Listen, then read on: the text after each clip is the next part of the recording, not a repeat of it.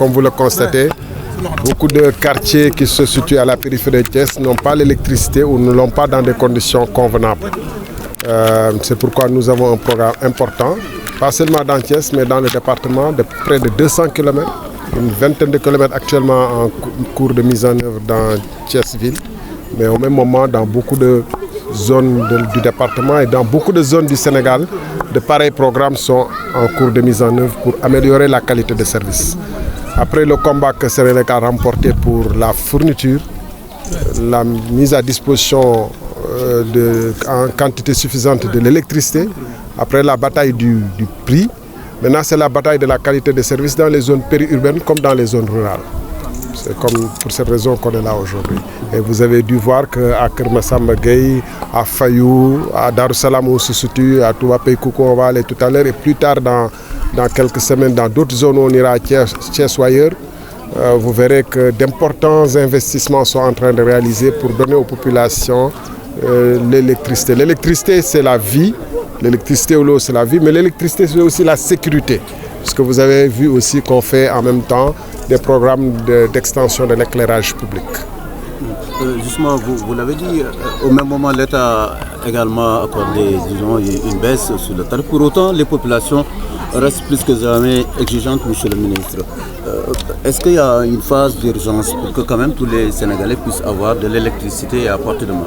Notre objectif, c'est l'accès universel en 2025. Et vous savez qu'au jour d'aujourd'hui, pour l'année 2017, 1600 villages sont en train de connaître la révolution de l'électricité à travers divers programmes, dont le PUDC, dont le programme national d'urgence d'électrification rurale.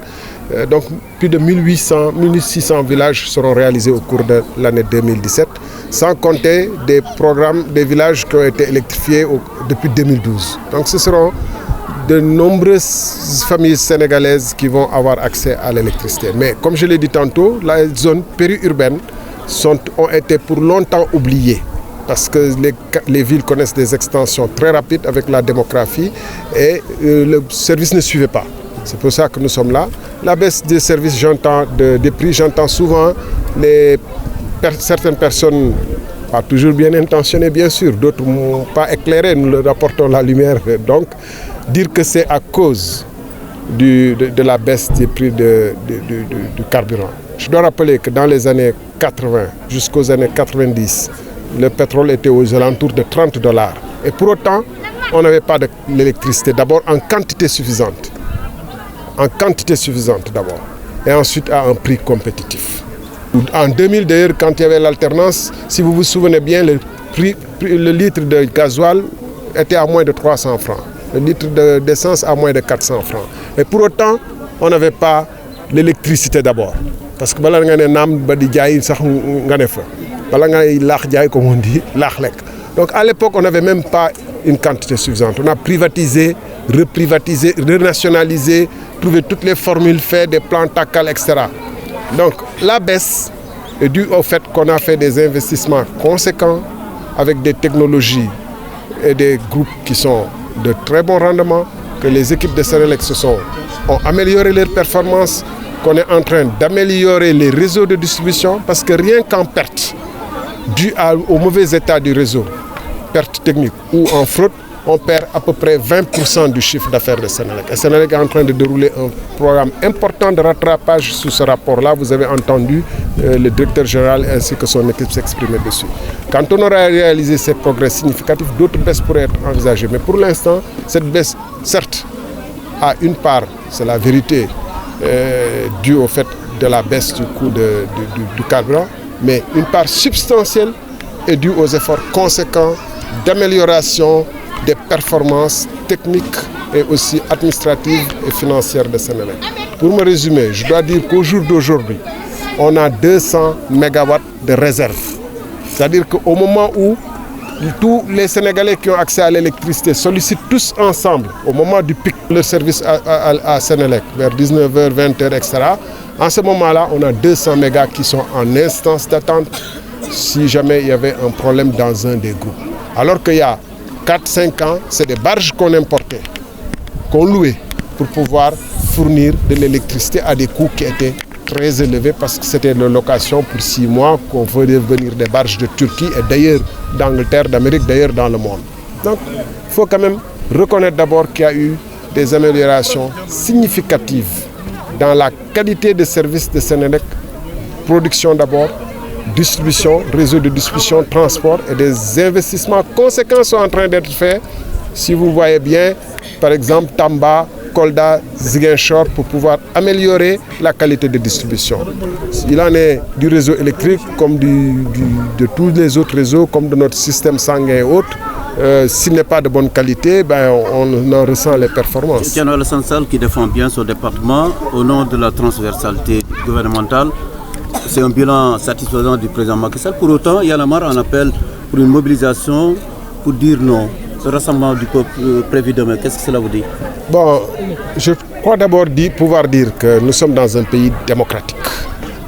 Nous autres, le président Macky Sall, le gouvernement, nous sommes des mandataires des Sénégalais qui, à travers la Constitution, ont consacré le droit à l'expression. Donc Y'en a marre a le droit de s'exprimer.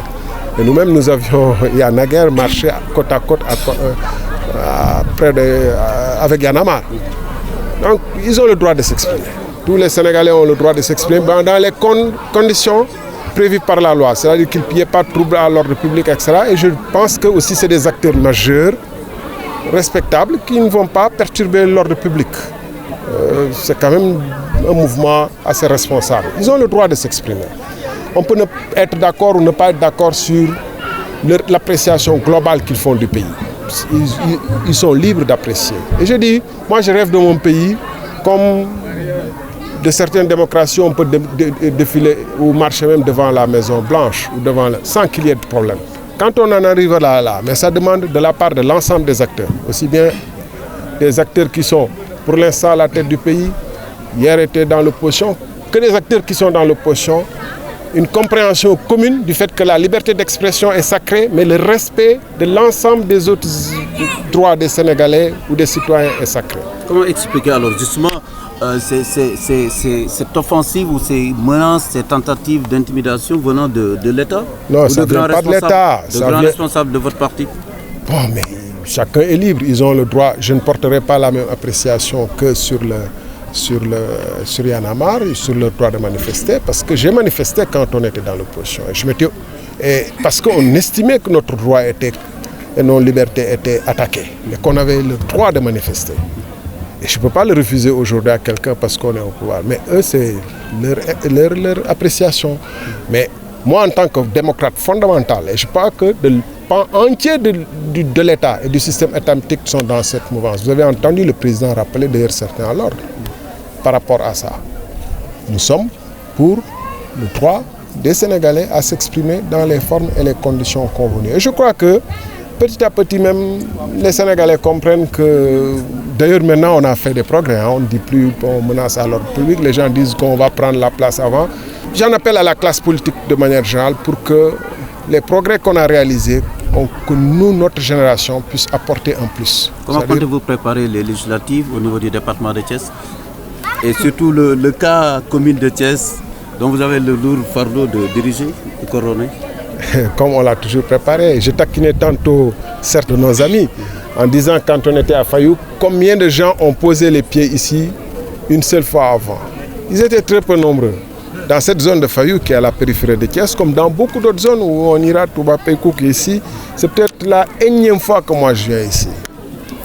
Donc, je connais les populations de Thiès, je vais à leur rencontre, c'est rare, reconnaissez-le, que des autorités de l'État à notre niveau viennent auprès des populations, s'enquérir de leur situation, essayer d'apporter des solutions dans la mesure du possible. Nous sommes au service des Sénégalais d'abord parce que le président Macky Sall est au pouvoir, nous a confié une part de responsabilité, Dieu lui a confié une part de responsabilité dans l'État. Nous devons, Sénégalais ici, répondre aux attentes qu'il formule à nos endroits. C'est notre première exigence, ce n'est pas d'abord les élections. Ensuite, le temps des élections viendra et nous présenterons le bilan que nous avons réalisé. Aussi les autres projets que nous avons pour le Sénégal, qui sont des projets assez conséquents. L'équation APR-Benno est réglée?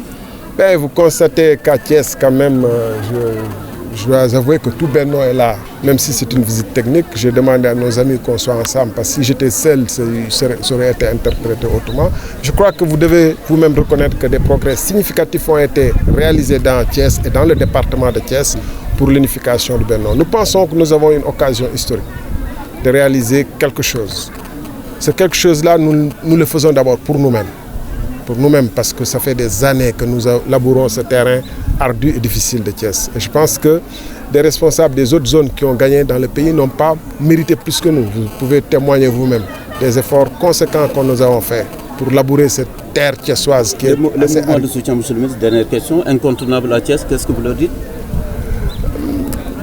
Je ne vois pas de qui vous parlez, en vérité, puisque, comme on a dit, on est dans Benno, c'est-à-dire que c'est un kaléidoscope. Chacun à sa place, ça doit être simplement une harmonie, on doit faire en sorte qu'il n'y ait pas de dissonance.